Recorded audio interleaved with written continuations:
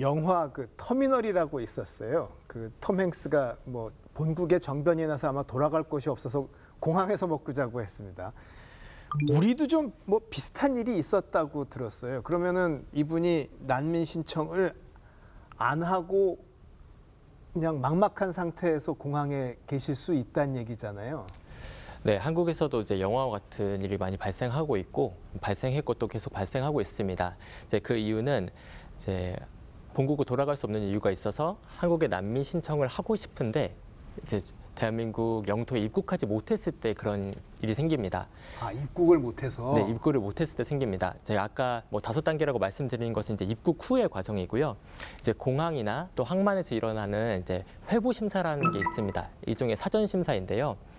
이제 외국인이 한국에 입국할 때 입국 심사를 통과하지 못한 경우들이 있습니다. 뭐 위조 요건을 사용을 했다거나 뭐 입국하는 목적이 불분명하다던가 아니면 이제 다른 나라로 가려고 하는데 경유로 한국에 왔는데 한국에 다른 어떤 것이 아니라 난민 신청을 하기 위해서 입국하는 것을 허락해달라라는 것을 회부 심사라고 합니다. 그럼 이제 또 법무부가 이제 난민을 대상으로 심사를 합니다. 그래서 난민 신청할 사유가 있다. 그럼 입국을 허가한다라고 하면 이제 회부가 되는 것이고요. 그런 사유가 없는 것으로 보인다라고 하면 이제 불회부가 되게 됩니다. 근데 이제 문제는 불회부에는 이제 이의 신청을 할 수 있는 절차가 없습니다. 그래서 불회부 결정을 받은 난민들은 이제 정말 두려움을 안고 본국으로 돌아가거나 아니면 공항에 남아서 불회부 결정 취소 소송을 하게 됩니다. 그러면 이제 계속해서 공항에서 이게 장시간 체류가 길어지게 됩니다. 이게 근데 불회부 결정이라고 하는데 그 작년만 해도 이제 회부 심사가 391건이 있었습니다.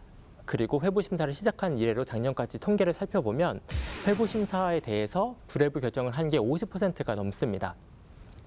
그러면 이제 굉장히 많은 난민들이 난민 사유를 가지지 않고 한국에 찾아오나 보다라고 생각하실 수 있는데 비슷한 제도를 가진 다른 나라들에 비교를 해보면 불회부 되는 비율이 10%가 되지 않습니다. 그래서 굉장히 높은 비율로 불회부 결정을 내리고 있고 또 이제 코로나 이후에 이제 난민인권 네트워크의 변호사님들이 그 불회부 결정 취소 사건을 수임을 해서 소송을 했는데 그 승소율이 75%가 넘습니다.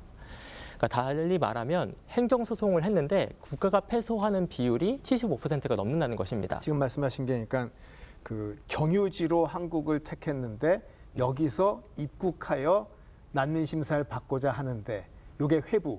네. 회부하지 않고 가세요가 불회부. 네, 맞습니다. 근데 이 불회부가 억울하다고 신청을 하면 맞습니다. 난민 신청하는 분이 이기는 일이 많다. 그게 75%가 넘다고 하고 그 관련된 판결문을 읽어보면 이제 판사님이 그렇게 말씀을 하셨더라고요. 난민 사유가 있고 없고 난민으로 인정하고 말고는 이제 입국하고 나서 정식 절차에 거쳐서 심사를 해야 되는데 난민 사유가 없다라고 해서 이제 입국할 기회조차 안 되는 것은 위법한 거다라고까지 얘기를 하시더라고요. 네, 그렇기 때문에 이제 저희는 이제 불회부 결정이 조금 남발되고 있다라고 보고 있습니다.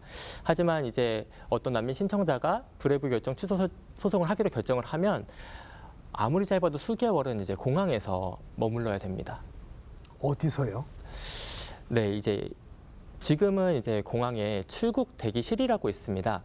2022년 8월 전까지는 항공사 운영위원회라는 곳에서 민간에서 그곳을 운영을 했습니다.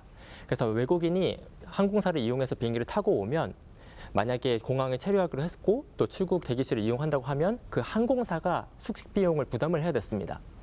근데 항공사는 이제 그럴 이유가 없다고 생각을 했죠. 이제 그러다 보면 이제 난민들이 공항에서 이제 노숙하기도 하고 스스로 이제 그 터미널에서 보셨던 것처럼 돈 모아서 공항에서 음식을 사 드시고 뭐 화장실에서 씻고 질병 치료도 못 받고 그런 굉장히 모멸감을 느끼는 순간이 있었습니다.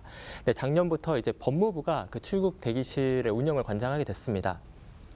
그러면 이제 굉장히 극적인 좀 개선이 있기를 기대했지만 여전히 좀 부실한 식사를 제공하고 있고 굉장히 좁은 공간에 매트리스를 다닥다닥 붙여서 쪽잠을 자고 있고 옷도 자신이 직접 가지고 옷만 입을 수 있고 또 공용 화장실을 써야 됩니다. 그래서 의식주 전체에 좀 제약이 가는 생활을 하고 있는데 이게 소송이라는 게 1심에서 끝나는 게 아니라 좀 2심, 3심도 갈 수 있기 때문에 굉장히 길어질 수 있거든요. 근데 끝을 알지 못하는 어려움 속에서 그 출국 대기실에만 있어야 되기 때문에 장기 구금이라는 좀 문제가 제시되고 있습니다. 또 이를 해결하기 위해서 작년에 박주민 의원실에서 공항 안에 있는 시설이 아니라 공항 밖에 위치해져 있고 또 이제 인도적인 처우가 가능한 출국 대기소를 설치해야 된다. 그 내용을 담은 이제 출입국 관리법 이제 개정안을 발의했는데 이게 아직 국회에 계류 중이어가지고 좀 이제 실행은 요원한 상태입니다. 인천국제공항 출국 대기실에 모포를 깔고 잠을 잡니다. 빨래는 공중화장실 세면대에서 해결합니다. 하루 한 번 제공되는 남는 기내식과 빵, 음료수로 끼니를 때웁니다. 지난해 9월 말 강제 징집령을 피해 한국에 입국한 러시아인 남성 3명이 지금까지 살아온 방식입니다.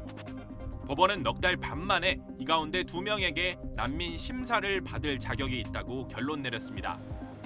앞서 법무부 소속 인천공항 출입국과 외국인청은 3명이 안전한 국가 출신이거나 난민 인정 신청이 명백히 이유 없는 경우에 해당한다며 난민 심사를 거부했습니다. 결정을 취소해달라는 행정소송이 제기됐고 법원은 적어도 2사람은 난민 인정 심사를 받아볼 필요가 있지만 1명에 대해서는 법무부의 판단이 적법하다고 봤습니다. 이번 판결로 2 러시아인은 이번 주 안에 공항을 떠나 심사를 받아볼 수 있게 됐습니다. 그러나 나머지 1명은 항소의 상급심에서 다투는 동안 공항 생활을 이어가거나 제3국으로 출국해야 합니다.